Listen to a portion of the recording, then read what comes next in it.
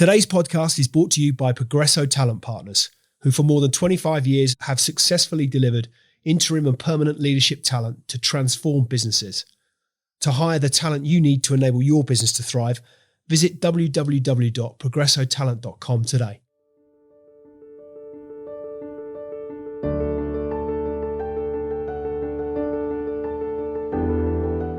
Paula Reid is a rare mix of adventurer, psychologist and business leader with a mindset to thrive and perform in the toughest of conditions. Amongst the 120 adventures she successfully completed to date have included becoming the third British woman to ski the 1,000-kilometre trek to the South Pole, and with no previous sailing experience, as a core crew member of the Global Challenge World's Toughest Yacht Race, racing 35,000 miles the wrong way around the world. She's also cycled across 16 countries, and most recently has added a 17th. That 17th country is Ukraine. Paula has just returned from a cycle across the war-torn country to raise awareness as to the plight of the Ukrainian people, and also to raise money for the wonderful Savons Trust. In today's special episode, we'll explore Paula's experiences in depth, understand what she saw along the way, what she experienced along the way, what she learned along the way, and what we as listeners can learn ourselves from her experience. So what's the story behind the story? Without further ado, let's get into it. Paula Reid, welcome back. Feels like the right way to start, given that I think it was episode 8, which is now 70 plus episodes back, and 3 years since last we spoke. So welcome back. Great to have you on. Loads to talk about today. But first and foremost, how are you? How's your morning? How are you feeling? We're good to go. Thank you. 3 years. Wow. I'm good. I'm really good. I feel very vibrant this morning, and I've just had a caramel and vanilla latte. So I have my coffee on the go. I'll be suitably fired up with espresso, and both of us will dive straight in. So I think for those that perhaps wouldn't have listened 3 years ago or won't know much about you, I think for context, before we go into what you've been up to recently, which is fascinating, but for context, I wondered if you could start by sharing a bit of your background and what initially it was that drew you towards what I would consider to be extreme physical pursuits. Adventuring. I love adventuring. So I think like when I was a child, many, many, many years ago, I used to explore, and we used to in those days, just get dirty and go outside and play and explore and go through hedges and climb trees and explore like deserted buildings and stuff like that. I used to love doing that. And just come home tired and scraped and dirty and hungry at the end of the day. So I think I've got that in me, the spirit of exploration or curiosity and that childlike. I love that childlike feeling of just like what's in there or what's around the corner or what if this happens or what if I do that. So definitely came from a lovely childhood spent mucking around outdoors. And then I went to India for a month when I was 16. That was quite hardcore. Not the activity, but the environment. So way back again, many years ago when actually Mumbai was Bombay, it was culture shock stuff. It was so different from living in the UK. So, but I coped really well with it. And I remember kind of stepping up to deal with the sounds and smells and sights and difficulties that we experienced out there. So that was that while I was still at school. And I rebelled at school. So going off the beaten path, I was a goody two-shoes, and then I rebelled at 13. So the skiving, smoking, high heels thing, loved doing that, felt a bit more, a bit more real. And then I've gradually done more and more adventurous things. And I know I feel the most alive when I'm actually doing something quite gnarly or extreme, as you put it, but really having to dig deep, be gritty, toughen up, find out what I'm made of. And it's still outside, so I still have that fresh air and movement and exercise and strength that I can feel in my body and my mind. But it's just that real extreme circumstance that I come alive in. I love it. So I've done lots of that. What strikes me as you talk about that sense of adventure, broad sweeping generalizations, never a good premise, but nonetheless, that's a behaviour that many kids would, in my view, have at some point. Most kids at some point climb trees, run around in forests, or at least would like to, given the opportunity. But then at some point, and maybe this is projection, but at some point we lose that, I sense. We lose that at varying ages, varying stages, but through childhood, we get to a point where that becomes less of a feature. But and I can think of one or two other guests I've had who similarly have retained that sense of adventure and sense of the outdoors and the wonderment that has afforded them. You seem not to have. Why do you think that is? I think I did lose it. I think there was a period when I knuckled down and went to work and all that, and I don't know whether it's expected or the norm or the system that kind of puts you on that track. And you've got to step off from that and query it. You've got to look at it from the side and go, why am I on that train track? Why am I towing the line or being normal or just doing the 9 to 5, working hard, going home, making dinner, watching television day after day after day? Because it lures you in and it's normal and natural and society expects it. So it's easy, I suppose. So somehow you've got to lift yourself off the track, step aside and look at it and think, why am I on that track? And I think it needs disruption or innovation or entrepreneurial spirit or think outside the box, however you want to describe it, to actually go, no, I'm not doing that. And just do those other crazy things. And then that reignites the child in me. So, yeah, I think there's the norms, or I've been reading lately about systems thinking and systems intelligence, where the system kind of, I don't know, just reduces us down into this little cog in the huge machine. And the more I do, the more I realise I love doing it. And maybe being childlike sounds a bit naive or selfish, but hopefully people can see, I am full of life at the moment because I love it. Why not muck around, do a snow angel in the snow, jump in a muddy puddle, get dirty, climb a tree, even at this age. I love it. It brings that spark back. I think there's the things that you describe as we kind of get into that, whatever you want to call it, the 9 to 5 or the rut, or whatever you want to define it. But there's almost a comfort and familiarity that gives people, I sense, a degree of certainty. We all crave that certainty. We've got uncertainty every day, undeniably, but we have this perception of control and certainty within that environment. And then often it becomes fear that prevents us from breaking out of it, fear of the unknown, fear of losing control, the uncertainty beyond. But you seem to have embraced that and pushed through all of that. Yeah. I suspect I'd imagine you would have had elements of that at points in your life. It's natural, but you've pushed through it. Mm. And there's lots of strategies I use, but part of it is just the cognitive knowledge that uncertainty and fear and challenge and adversity and trauma and suffering, as it's normally put, is good for us, right? So part of it is just me knowing that if I push through, it's good for me, even though it's not comfortable. We live too much of our time now in the comfort zone. And sometimes I have a conversation with people like, what percentage of our lives should we spend in the comfort zone? What's the answer to that, right? And it's a fascinating conversation, because should it be 5% of our lives or should it be 95% of our lives? I don't know the answer, but I do know it's good for us to stretch, to push, to challenge, to experience suffering. And out of that comes growth and vitality and self-awareness and, all that lovely, juicy stuff.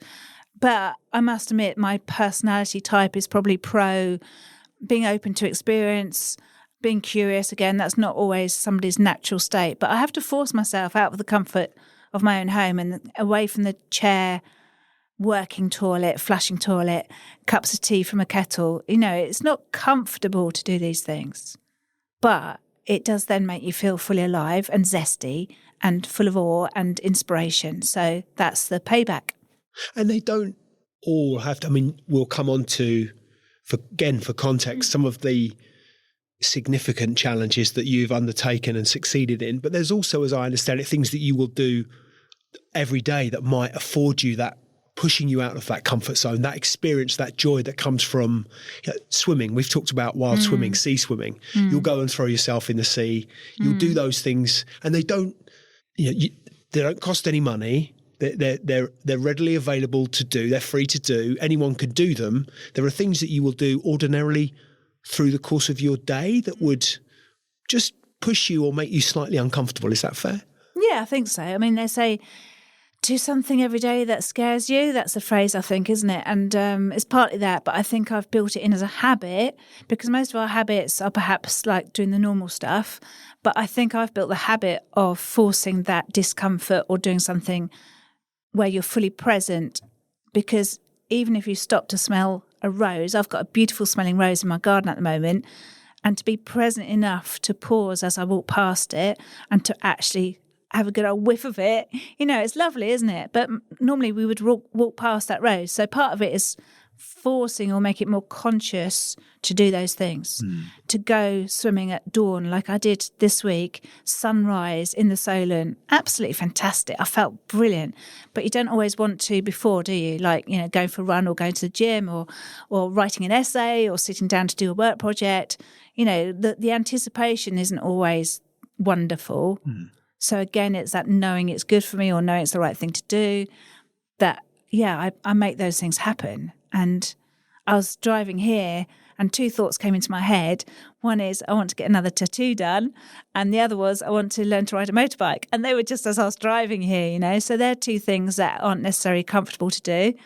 But it got me all excited about doing those two things. And I think we get busy.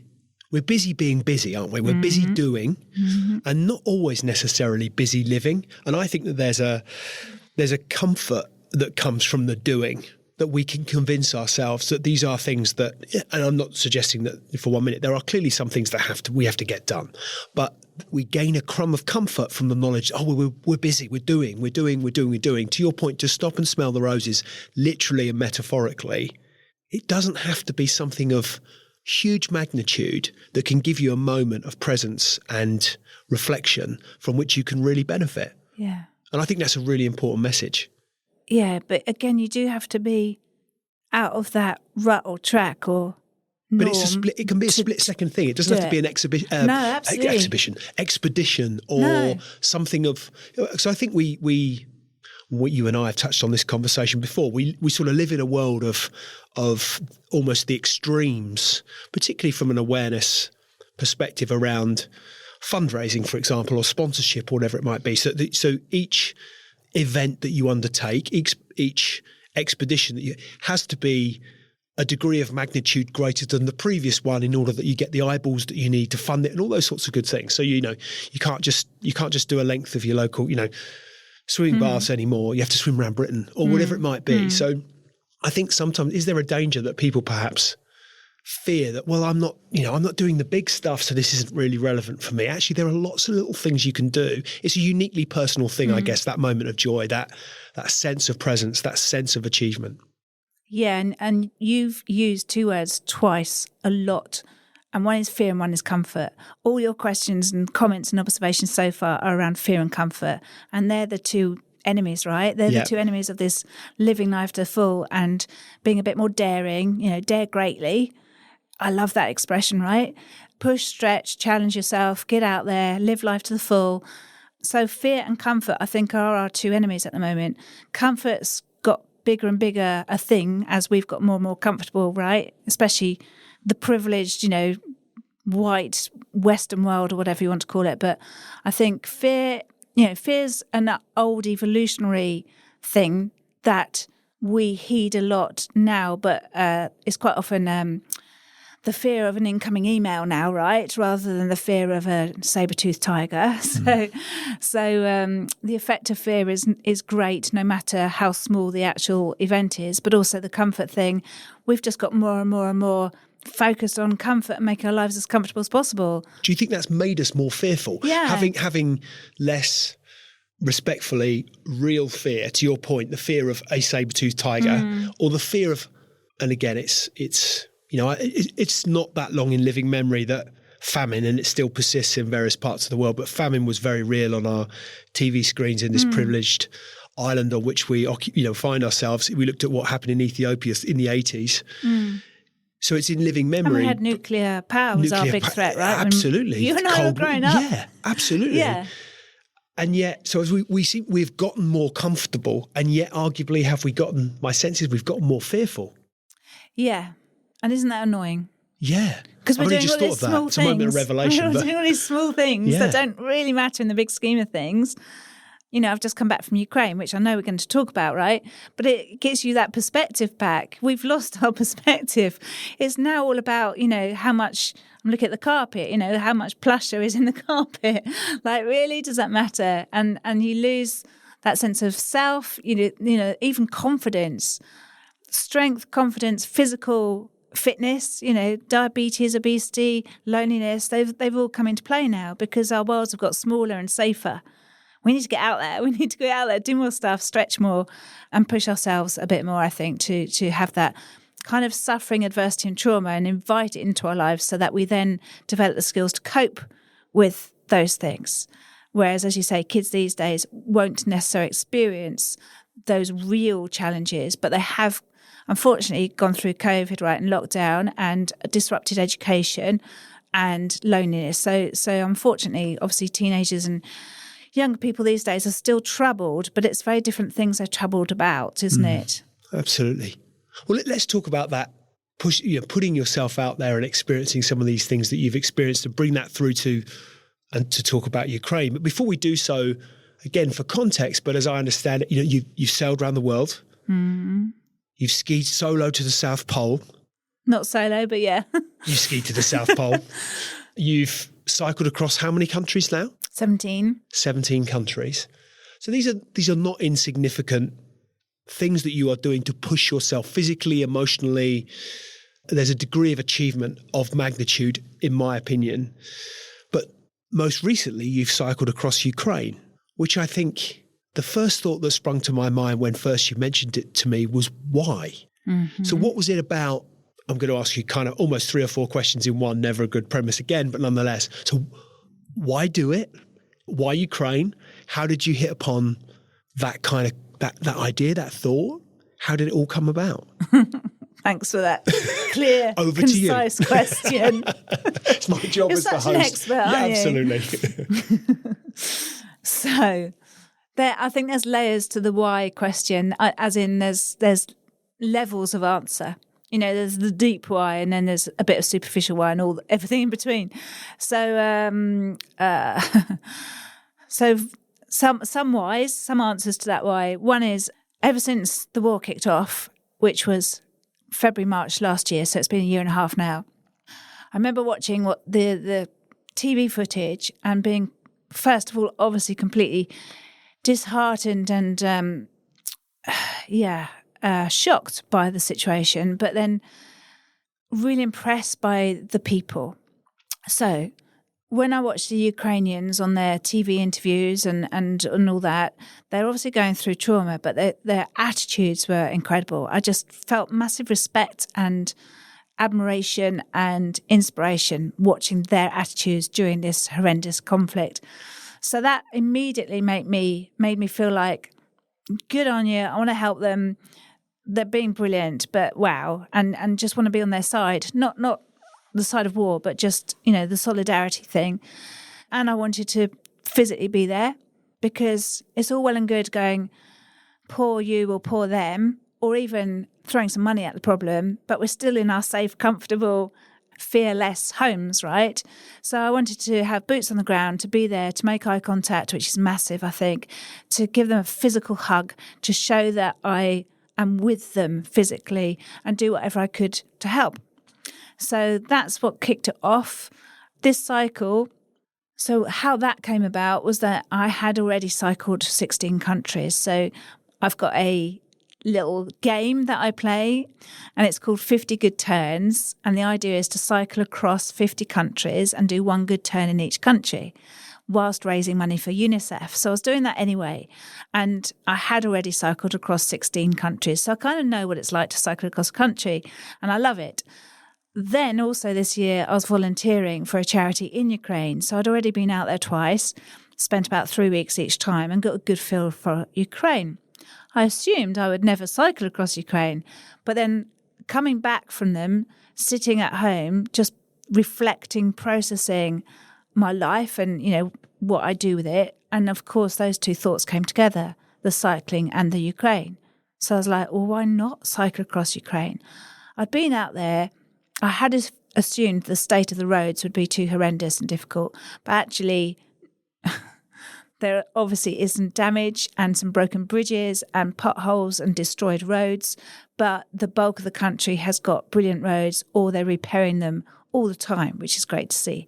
So I knew it was cyclable. My heart was with the Ukrainians and wanting to do whatever I could to help them. And then there was that avoiding comfort and embracing fear thing, which makes me go and do these crazy things. So it all came together, really. And as soon as I had the thought, it then had to happen. And that's when my stomach started to clench. And I was like, oh, here we go. You can feel that manifest physically. Yeah. You know this is something I'm going to do. Yeah. You get that little butterfly, that feeling that says, I'm going to go do it. And it's like, oh no, Paula, why did you have that thought? Because now it's got to happen. Yeah, so why I'm passionate about helping them. I'm passionate about the Ukrainian situation. I think they're incredible people. I think also playing small does not serve the world. So some of us, not just me, I think need to role model the way and get out there and do amazing stuff that other people can then get strength or inspiration from. So there was so many layers to the achievement of that cycle. I enjoyed it. All the Ukrainians that saw me or chatted to me felt probably, a little bit sense of somebody's with us or thinking about us. We raised a load of money for charity. But also everyone I speak to since, including this podcast, I'm hoping will just have a little bit of hope, strength or inspiration from us doing these things. Absolutely. So one of the things I said to you, I think I made a flippant thrower remark, was it's a big country. I think to which your response was, well, not really, which then made me feel very reflective on my question. But how big is it? What was the length of the cycle? So I don't know how many people are watching the film, but there's a little map on my T-shirt. But basically, it's kind of longer than deep. So it's quite wide. When you look at a map, it is a big country, to be fair. When you look at a map, it takes up quite a lot of the map space, right? Yeah. And I cycled from south to north. So my rules of the game are I have to go from border to border and I can't cut a corner or cheat. So it had to be border to border, but I couldn't do the east-west route because eventually the further east you go, you're going to hit Russia. And that would have been tricky. So, and I wanted to go through Kyiv, which is the capital. And I've got some favourite places that I wanted to cycle through. So in the end, I cycled from Odessa in the south to Chernobyl, Belarus in the north. So the whole height of the country, if you like, south-north.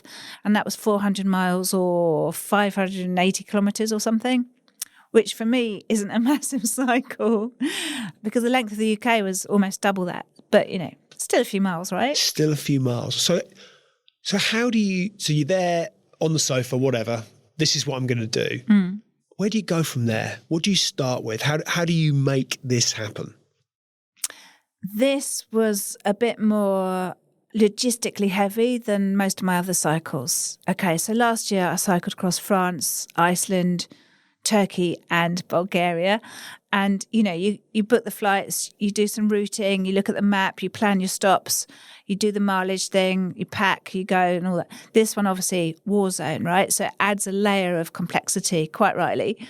So, and I wanted to really make sure I wasn't being too reckless, I think is possibly the right word. To go about it in a professional manner, to do proper risk assessment and risk management, to not be an idiot, and to include the people that needed to be included for whatever reason. So do a proper job of it. So there was quite a list of things to sort out. So as soon as I had the thought, then the butterflies, then the commitment in my head and all that sort of, I don't know, mental and physical commitment to doing this thing. And then I kind of knew I shouldn't do it on my own. If I was being reckless and acting with abandonment, I would have, but sensibly, I don't think one should cycle across a war-torn country on your own. So then I'm thinking, right, who else would be a great expedition buddy? And I know a gentleman called Neil Lawton, who is a Grand Slam adventurer. So that means he's climbed the 7 summits on the 7 continents and he's done the North and South Pole. And he's ex-SAS and he's an expedition leader and he's a cyclist. So, obvious choice. And in my flutter of excitement, I remember emailing him saying, "Hey, Neil, how do you fancy cycling across Ukraine?" And he's like, "Yeah, okay." So Literally that straight. Literally, yeah, the response was, why not? Well, he'd also volunteered for the same charity. Right. So he'd also been to Ukraine twice volunteering for charity. Similar to me, he's also an adventurer. He's done a lot and he cycles. So in a way, people like us, if you like, we've done so much, we kind of can immediately assess whether to do that or not. And I think he immediately weighed everything up and thought, yeah. So he was a great person to have in the team. I mean, he sounds eminently qualified to do what you had planned. It's not bad having an SAS guy in your support team. And then he said, you'll need a support truck or vehicle. And I normally camp at the side of the road and go look after myself. But again, it's a country at war, right? So there's a lot of considerations, and safety being the highest. So I agreed. I was like, yeah, well, you all have to do it with a support van or truck of some sort. And happily, he got hold of Wild Box adventure vehicles, and they were at that moment doing a project to create an adventure van. And he joined us too. So I had 2 strong team members, an adventure SAS guy, and a lovely, calm person who runs adventure vehicle company. So they were a great team to kick off with. And then lots of planning and logistics. Just for listeners, but also from my perspective. So in terms, and the authorization, if that's the right word, do you need any? Do you, how do you go about things like visas and that? How does that work? The practical stuff, if you like, to make it happen. So it's quite a dynamic situation because it's at war, right? Yeah. So it's dynamic risk and dynamic authorization, to use your word, and also a bit of pragmatic respect and sense. So you're not going in like a twat. You're not being disrespectful or assuming too much. You're working with the locals, with the authorities. But then again, it's dynamic, so you don't necessarily need all the official paperwork. But then there was a bit. So we had letters of authority explaining what we were doing and why. And we had them typed in English, Ukrainian and Polish because you have to go through the Polish border. So again, out of respect and courtesy, we had that translated across the 3 languages. This is who we are, this is what we're doing, and this is why we're doing it. So we had those. And I had literally them folded up in my bike bag as I was cycling. Because I think I cycled through 40 checkpoints. Right. So it's about smiling and being friendly, but being respectful of authority and being courteous when it comes to what language and how you're going about all that. We also had some paperwork we delivered some medical supplies to Odessa from Kent. So we had all the paperwork for that. And then we worked with UK and Ukrainian-based kind of senior connected people to make sure they knew what we were doing and knew where we were, and out of courtesy included them in comms or strategy or risk planning. So most of it was kind of casual authority. No visas required. You have to have the truck documents. Couldn't get insurance though. So yeah, it's a mix. But everything with courtesy and respect and an air of professionalism, I think. So if you reflect back on that on day one, you're in country, you clip in your cycling shoes, Going in the wrong direction straight away. Wow. Okay. I was going to ask how you felt on that first day, but so the question of shit, I'm going in the wrong direction would have been a challenge. So how did you feel on the first day? I think with a lot of these things I do, I get decently prepared, and then I'm just itching to start. Right. The days and weeks of build up and tension and people saying, "Are you going to be all right? Isn't it dangerous? What on earth are you doing?" The logistics, the planning, the printing, the T-shirts, the money, the fundraise. There's so much going on, and I'm a believer in being pretty prepared. So by the time it's day one or ground zero, whatever you want to call it, I'm like itching to just blooming start. Let's just go. So I was feeling like that. So we started in Odessa, which is being bombarded quite a lot. Currently we've got the grain situation where the ships in the Black Sea are being targeted, and there's a lot of bombing of the port, and there was a queue of about 3 miles of grain lorries all waiting to go in and collect the grain and all that. So Odessa itself is quite a hot spot when it currently. Strategically as well. So it was an interesting place to start. We camped the night before outside of town, and tried to keep, low profile. I remember looking at the stars the night before and working out which ones might be drones or missiles, which ones were moving. And I gave myself the fear and got back in the van and shut the door. So there's things like that going on. And in the morning, we met a local cyclist. So there's a lovely guy called Igor, who's a local photojournalist. He wanted to capture the star, but he's also a cyclist. And so we met him in Odessa. And that was wonderful because I'd arranged all that. You'd arranged all that, right. Yeah, so this is the network, right? This is the plug into the locals. They know best. They know who's who and, rely on that. So we cycled all around Odessa harbour. A lot of that was blocked off to public. Weirdly, there's a sandy beach. So, you've got that juxtaposition between war zone, grain lorries, and a few people sunbathing and swimming in the sea. So there's normal, there's normal life going on out there. And then Igor cycle toured us around Odessa a bit. Now, what I hadn't said was Neil, who accompanied me, he didn't cycle the whole route, but he did cycle a bit, including in Odessa, on a penny farthing. Fantastic. So you look quite a sight as it is. He did. Certainly to the locals. You're drawing that. The smiles, toots and smiles. I was going to say, what kind of reaction did typically you enjoy from Ukrainians? He got all the attention anytime the penny farthing came out. But the non-reaction is the funniest because it's big, a penny farthing. Yeah. I was like that in comparison. I was tiny and it's quite huge and he's got a top hat on because that's how he does it, right? So you've got this tall gentleman on an extremely tall bike. I think he's probably 3 times taller than I am and a top hat on.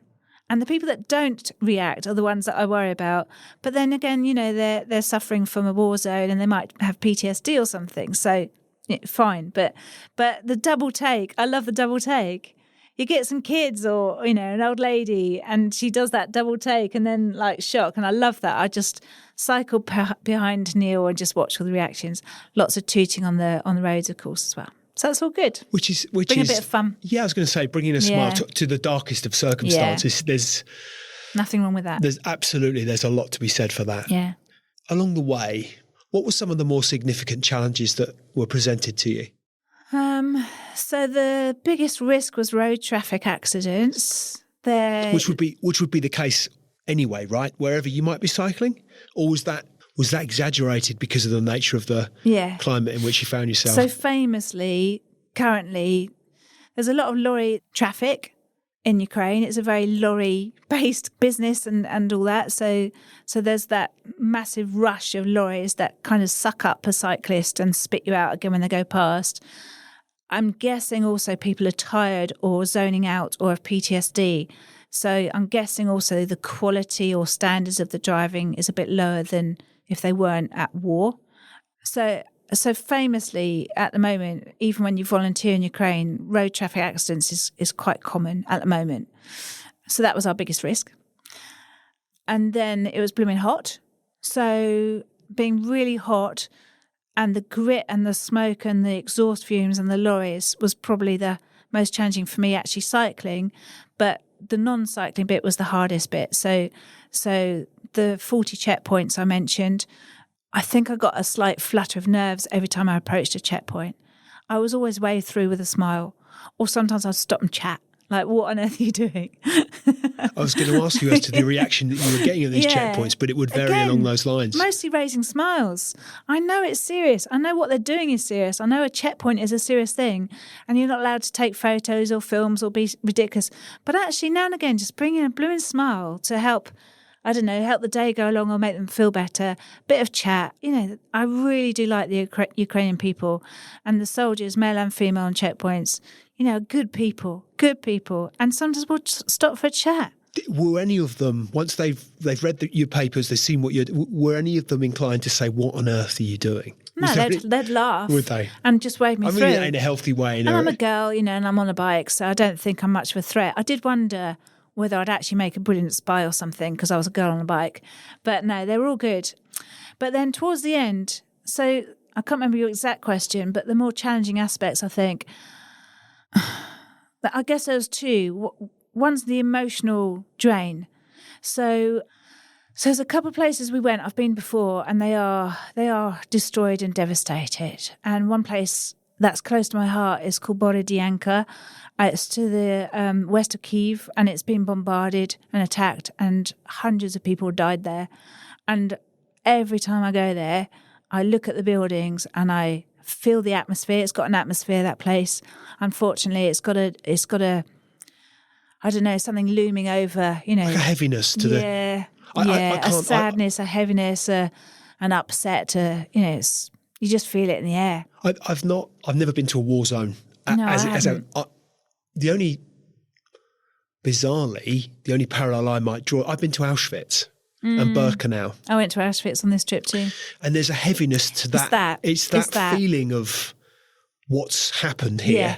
It still hangs in the air. It hangs in the air. And it's really it hits you inwardly. Yeah. It's really quite tangible how you feel, certainly how I felt it at the time. And Auschwitz was like 80 years ago. 80 years ago. Yeah. Because I went to Auschwitz on this trip too and I felt it. It's the same feeling. Anyway, so there's the emotional toil of experiencing all that and the cycle and the sleeping rough sort of thing, because we were sleeping in the van. So it's tiring, physically and mentally and emotionally and spiritually, you know. And there was one place called Makariv, which had also been bombed and occupied. And we accidentally came across a birthday party of 10, 23-year-old women. And they were all beautifully dressed. They were drinking champagne in a restaurant, beautiful dressed, the nails, the hair. Lovely, lovely women. But then showing us photos and videos on their phones of their destroyed houses, their destroyed businesses, the fire, the ruins. The church nearby was just covered in shrapnel. The local bus station was just broken glass. And they were talking about their friends that had been murdered and raped. You know, that's the dark stuff that you come across quite rightly. And you listen and you empathise and you're there for them. And the fact they are seen and heard is quite important. And on this trip, I was capturing some films of local stories. And I had two from that place. Just to honour and respect and listen and capture these stories, because I'm keen to try and support the mental health, the psychological well-being going forward. Madam Zelensky has got a campaign of everyday mental health. So I'm trying to capture stories of the horrendous trauma that they're going through, but also the everyday things they're doing to just cope or survive. So I did that as well in Makariv. So you've got deep, traumatic, dark, heavy, sad, emotional moments like that, as well as the physical cycling. And then towards the end, that was the other challenging bit, because you've got, we're slightly laughing because we were in Chernobyl and near Belarus and in a war zone. So it's like, how dangerous can this get? You know, if we get bitten by a mosquito, are we going to turn like into radioactive creatures? So it was slightly surreal. But the challenging bit was then, where do we stop? When do we stop? How close to Chernobyl and Belarus and the border can we get in a military occupied zone?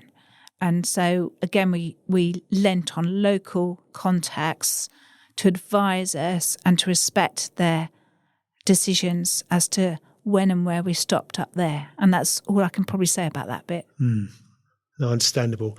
One of the things that strikes me, frankly, amazes me, and all credit to you, and I know that's not why you're doing this, but that is I'm curious as to the mental strategies. I recall from when we spoke before, the mental strategies you might employ with some of the challenges that you've undertaken previously to get through those, those darker moments, because inevitably when you're physically exerting yourself, that also takes an emotional toll.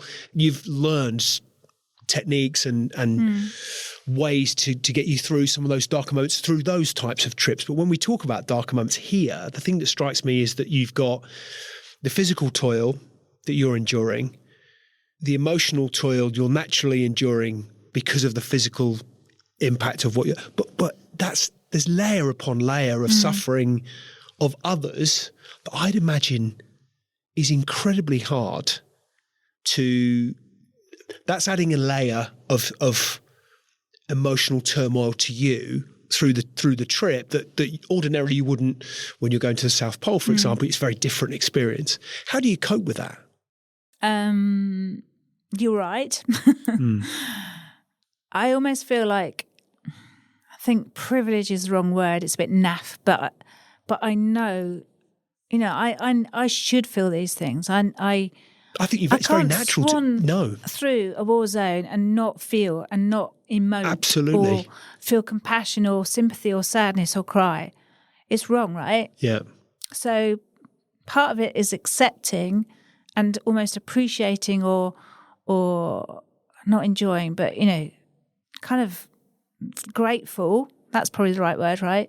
Grateful to be there, to be able to listen or meet or smile or hug with these people. I think, gratitude is probably the right word. To be lucky enough to be there, to be present again and soak up the nowness of that relationship. I remember speaking, hold on, where was she? That's right, that was Borodyanka as well. Twice now I've been to Borodyanka, which, as I said, has been occupied and fairly destroyed.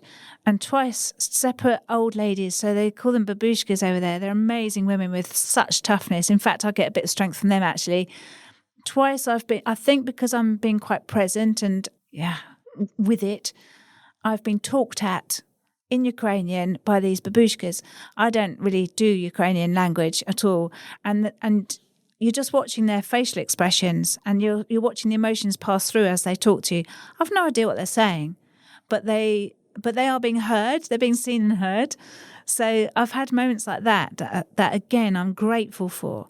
So to have the privilege of having these amazing older ladies who have been through hell and back several times, I think, at that age, to talk with me, even though I don't understand a word they're saying, it kind of strengthens and inspires me despite the emotional toil it's taking.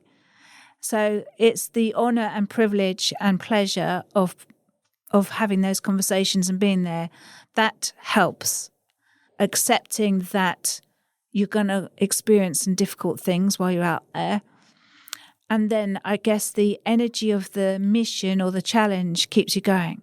So I come back knackered, but there's an adrenaline or a chemical flow that's going on, cycling, living on the edge, camping each night, getting up at 6, speaking to people, crazy stuff going on, like attending that birthday party or cycling past a tank that's pointing at you.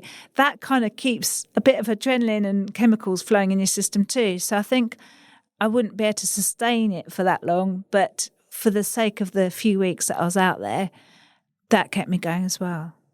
How has the experience impacted your perspective on life, do you think? That particular experience, the cycling across Ukraine? Yeah.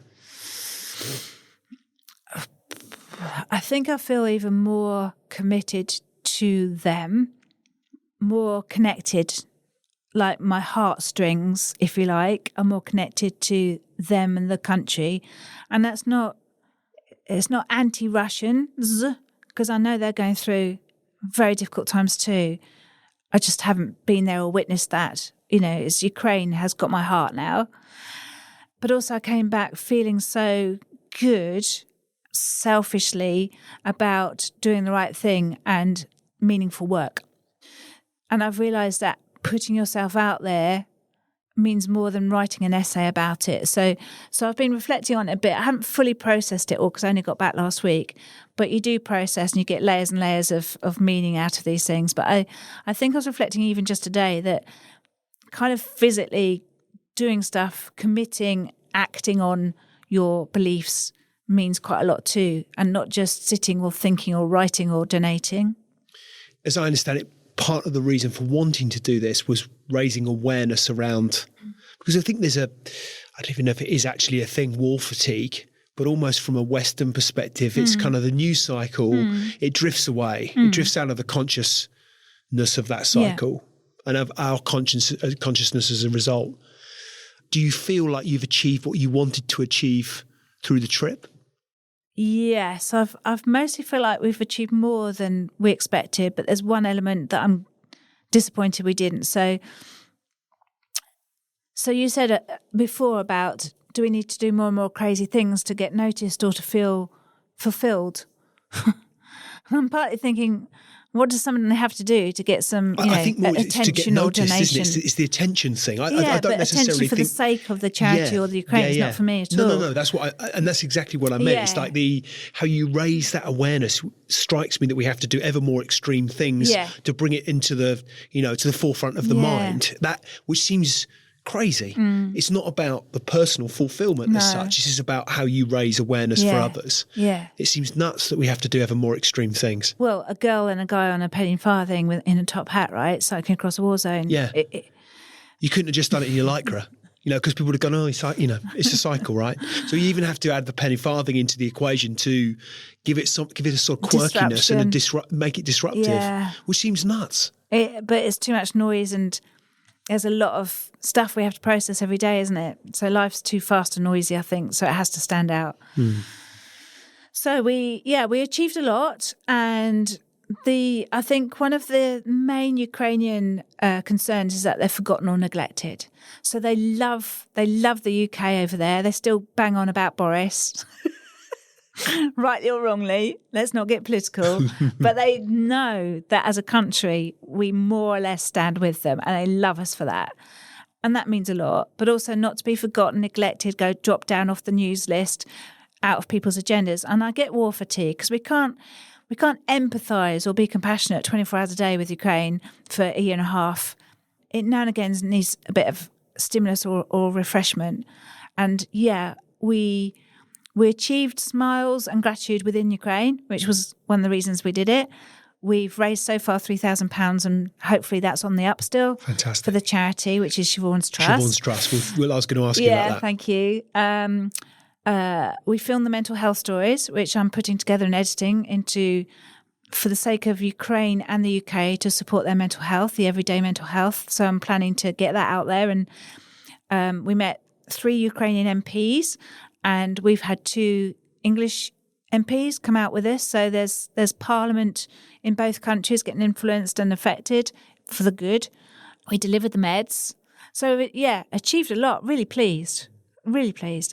The one thing I haven't achieved yet is I really wanted to get on TV with it, whether that's local TV or the good old red sofa, to just share this a little bit wider and to have that, on the screen, please donate here thing. But maybe soon, if anyone's listening. Absolutely. We'll make sure that we've got all the relevant links in the show notes, because I think it's really important. And I think also you've worn I'm guessing the yellow T-shirt, specifically yellow and blue, because of the national colours of Ukraine. Yeah, which represent sunflowers and sky. I never knew that. So the yellow's always underneath, the field of sunflowers, which is their national symbol for hope. And it's just finished being sunflower season, and then the blue sky. And that's very Ukrainian. That's the image I have in my head now. That's a wonderful image. It gives you that sense of hope. Yeah. Actually, it's a hopeful image. Yeah. And they are proud of their country. Whenever I go out there, they're sad that I'm seeing the worst bits, because inevitably we go where the need is most. So we go to the places that have been occupied with the most IDPs and burnt out buildings. And they always want me to see more, to see the better bits. So they are very proud of their country, quite rightly. And it is still beautiful. Most of the cities still have that gorgeous architecture. Odessa's beautiful. We saw the Opera House, and then those fields of sunflowers and all that. So they are keen, generally, that we visit the good bits too. And it's not just the war tourism that's going to draw people in, but hopefully after all this conflict, they'll get a lovely influx of support and rebuilding people and proper tourists who look at the country for the right reasons. I'm not going to be so disingenuous as to ask you what next. What I am going to ask you is what people can do to contribute. And I don't necessarily just mean financially. Admittedly, Siobhan's Trust is a wonderful organisation to support, undeniably. But what else can people do to ensure that it does stay in the public psyche and that awareness is there? Is there anything that, from your experience, you could share that would encourage people? It's a tricky one because we're all different. And as I said, I felt the need to get out there, to have my boots on the ground and to be face-to-face and hug and make eye contact. But that's not everyone's No, sure. what they want to do. So just a thought or a prayer is great, isn't it, for certain people? And the money, yeah, great. We've got a Just Giving page, Siobhan's Trust. There's some voluntary work out there for anyone who physically wants to go. So again, Siobhan's Trust, they make pizzas. I was going to say, They make pizzas. You went out there making pizzas. That was your first trip. I was peddling for pizzas. Yeah. So they serve 4,000 decent quality, hot, free pizzas a day out there. And we served twice while I was cycling. So we crossed with the pizza lorries in Uman, which has been occupied and bombed. And then we also served at an orphanage near Lviv, where there's 17 children who've lost their parents because of the war. So, yeah. So anyone who has the balls, who's willing and able to go out there physically and volunteer, there's loads of, teaching, rebuilding, serving pizzas. It's easy. That would be good.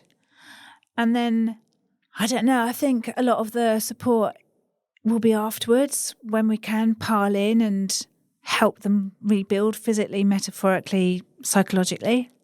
Did you get a sense from, it sounds as though from what you're saying, they're an incredible, I don't know any Ukrainians, but they sound as if they are an incredible race of people, an incredible nation, they're strong, one of and hope straight-talking, and strength. And did you get that sense from, it doesn't strike me that there's a sense of pending doom, despite the darkness of the situation, that they do appear to have, despite all of the challenges, a view that the future is a hopeful one.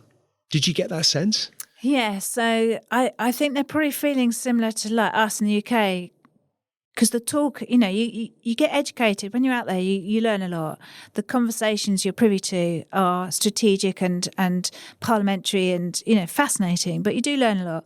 And I think similar to us, we don't know where this is going. We're all like not sure how long is this going to last. What's going to happen next? How's the winter going to go? Yeah, and where this is going. And obviously, a lot of that rests on Putin and what happens to him and how long he'll go on for and all that. So I think similar to us, none of us quite know how long this is going to last, how bloody is it going to get, how strategic, what's the next strategic move, and how the winter's going to pan out and all that. So there's not much tangible stuff we can cling on to there. They are making headway into the front lines and into the Eastern Territories, but it's slow and painstaking because they've got all that mine clearance to do. So there's a reality to all that actual situation. However, I also think they're very pragmatic people. They're kind of straight talking and straight thinking. So kind of solution focused. They're quite pragmatic and practical and no nonsense. And I think that's one of the things I admire. And that's kind of a cultural, national way of being, I think. And then like these girls that we saw at the party, keep thinking about them because they're 23 years old. Their village and community has been destroyed. They're trying to rebuild it. But they were having a party with champagne to celebrate someone's birthday. And they're like, why not? Despite everything, we've got to find these moments of pleasure or community spirit or enjoyment or celebration. And I think there's that too, that lovely stepping forward, being together. Their community spirit's really strong, much better than we've got in the UK. Yeah. They're very solid and they support each other massively. And I think we can learn a lot from that too. Let's give you the opportunity to give a shout out. Are there those that you want to mention, highlight, shine a light on, spotlight? You mentioned Siobhan's Trust. Who should we be celebrating and doffing our Neil's top hat, Neil's top hat too? Good doff, what a word. Yeah. How often do we use the word doff? Well, it sounds like it's Victorian. It must be from Victorian era, but nonetheless. It's lovely, isn't it? Yeah. Do we still doff a cap? We should do so. I think so. Yeah. I love the etiquette. All the Ukrainians, I doff to them all. There's a phrase that I've learned that we say all the time out there, Slava Ukraine, Heroem Slava. And we say that all the time out there. And it's, it's strength and solidarity and bravo, Ukraine, and to the heroes. And I think the heroes are everyone. So the children, I spoke to a school teacher the children are kind of amazingly adaptable and that good old word resilient. So, but they're only going to school for half the day because, the bomb shelters aren't big enough to take the whole school. So the kids have gone through COVID and lockdown, and now a lot of the schools do half a day teaching because if they have to go to the bomb shelter, it's not big enough to hold the whole school. And they're spending time in these bomb shelters and underground, but then they're playing games and they're doing activities down there that they wouldn't normally do. I know a 13-year-old who's doing ballet and circus skills, and, I'm recording that, and it's amazing all the things they're doing. So I doff my cap to all the Ukrainians, the kids that are adapting and being so versatile and agile and resilient and still going to church or doing ballet, the mothers who are holding families together and holding each other together when they get together and celebrate a birthday, the babushkas who are as tough as tanks and are strong and tough and, market gardening and growing local produce in their gardens just to support the community. The older generation generally who are having to survive in tough conditions. And of course, all the military, male and female, but, Slava, the heroes. So, Heroem Slava. So I doff my cap to all the Ukrainians and everyone who's going through all sorts. In conclusion, if you could leave listeners with one key takeaway from your experience, what would it be? The kind of concept that people are amazing. So if I was to brag, which I don't normally do, what I did was cool, right? It was against all the odds. Absolutely it was. It's why we're here. I mean, it's fascinating.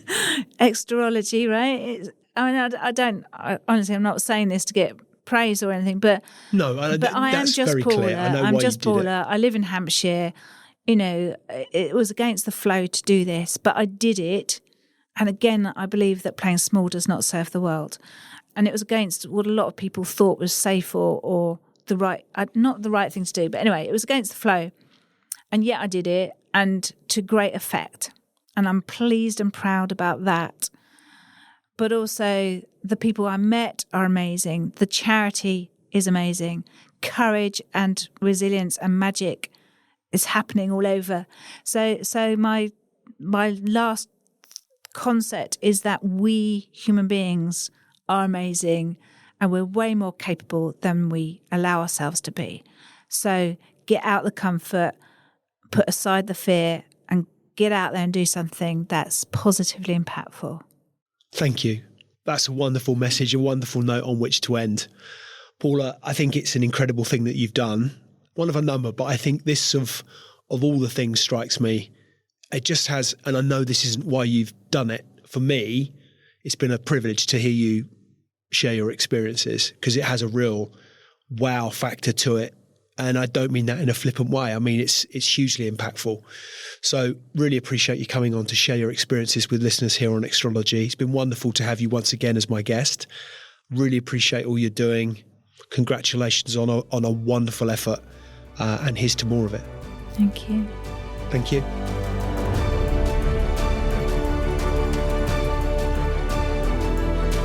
Hi, ladies and gentlemen. Thank you for listening to today's Extrology podcast. I really appreciate your audience and ears. If you've enjoyed it, then why not hop onto iTunes and give us a review? I'd really appreciate anything that you might have to say. Any feedback always gratefully received, and look forward to hosting you next time. See you soon.